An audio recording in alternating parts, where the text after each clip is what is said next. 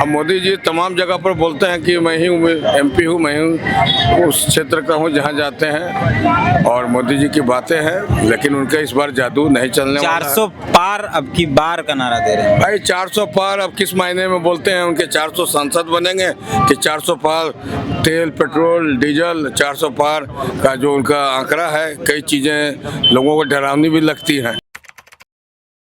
कोडरमा लोकसभा में अभी हम लोग मौजूद हैं। ये पिपराटांड है और यहाँ थोड़ी देर पहले ही इंडिया गठबंधन की तरफ से यानी माले जो प्रत्याशी विनोद सिंह उनके पक्ष में सभा हुई है।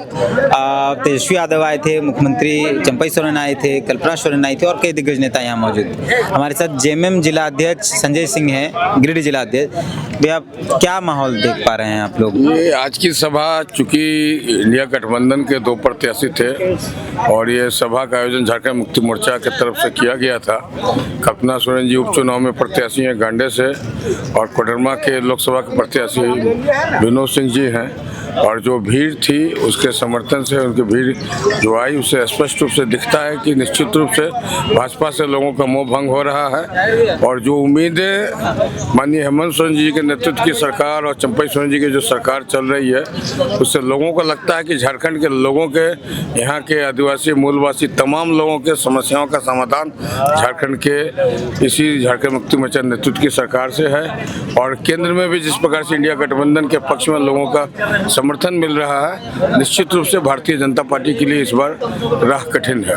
मोदी जी गिरिडीह आए थे, बिरनी आए थे और उन्होंने मन से गिरिडीह लोकसभा के जो उनके प्रत्याशी उनके लिए कहा कि मैं ही गिरिडीह के लिए एमपी हूं और मैं ही गिरिडीह के वासियों के लिए पीएम हूं। उस पर क्या कहें? मोदी जी पूरे देश में देश के प्रधानमंत्री है, निश्चित रूप से प्रधानमंत्री के तौर पर उनका अपना एक चेहरा है। लेकिन जिस प्रकार से अगर चंद्रप्रकाश चौधरी जी के लिए उन्होंने बातें कही हैं, जो 5 साल के अपने कार्यकाल में 5 बार भी गिरिडीह की समस्याओं के लिए जनता के प्रति कभी भी उनका जो था, या चाहे विकास की बातें हों या सुख दुख में लोगों के साथ था, कभी भी वे इस क्षेत्र से लगातार वे बाहर रहे। कभी भी कोई भी जन मुद्दे या समस्याएं, जो गांव उन्होंने गोद लिया था उसको भी उन्होंने उस पर विकसित नहीं किया।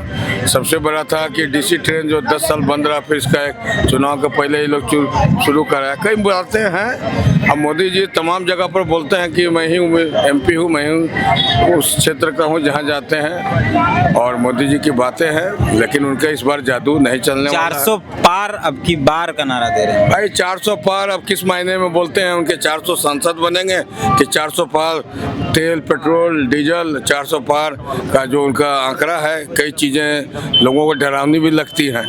अब वे बोलते हैं कि मेरा अभी तक आपने ट्रेलर देखा है, फिल्म मैं दिखाऊंगा। अब देश के प्रधानमंत्री ऐसे गरिमामय पद पर रख के कभी कभी जो बचकानी बातें करते हैं, वे उनके पद के अनुरूप शोभा नहीं देता है।